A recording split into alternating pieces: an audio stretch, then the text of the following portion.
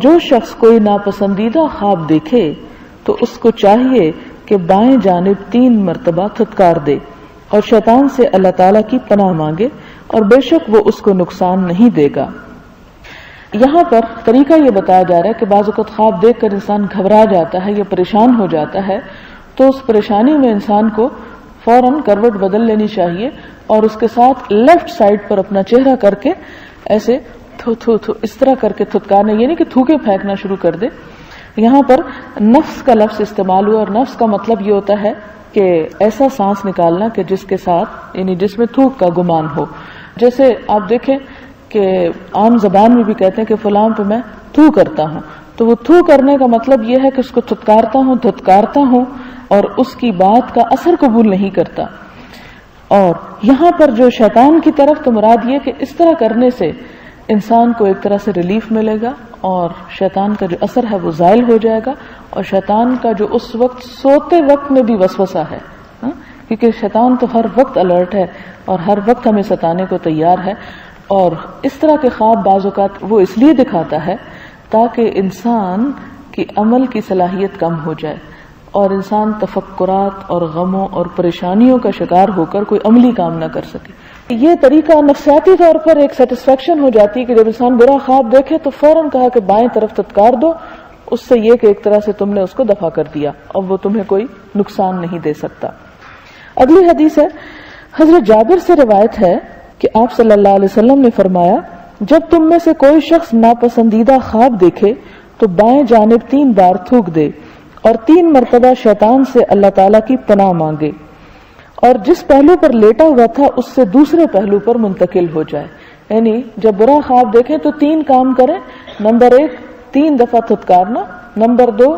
شیطان سے پناہ مانگنا، اور اس کا طریقہ کیا ہے؟ ویسے تو ایک مخصوص دعا بھی ہے، اگر وہ دعا آپ کو یاد نہ ہو تو آپ سمپلی 3 دفعہ اعوذ باللہ من الشیطان الرجیم پڑھ سکتے ہیں۔ اور اسی طرح ایک اور دعا ہے جو بہت ہی خوبصورت ہے،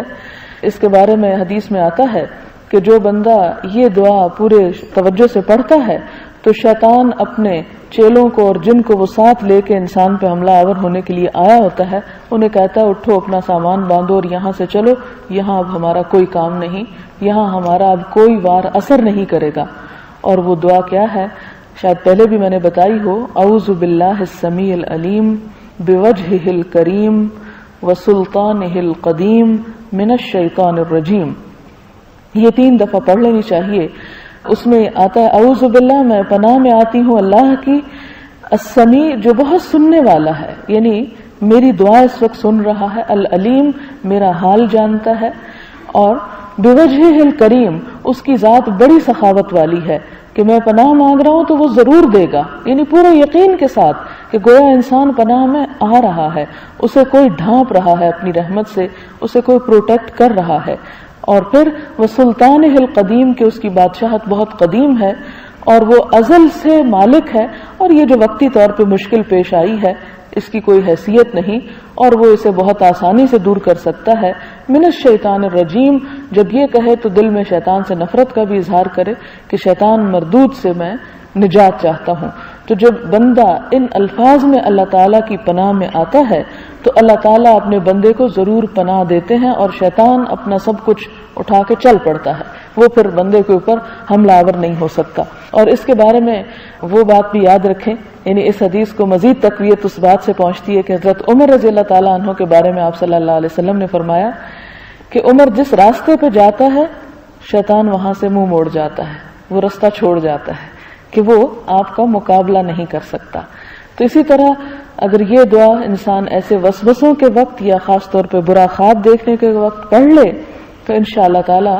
وہ وسوسے اور وہ قباستیں جو ہیں انسان کے اوپر اثر انداز نہیں ہوں گی۔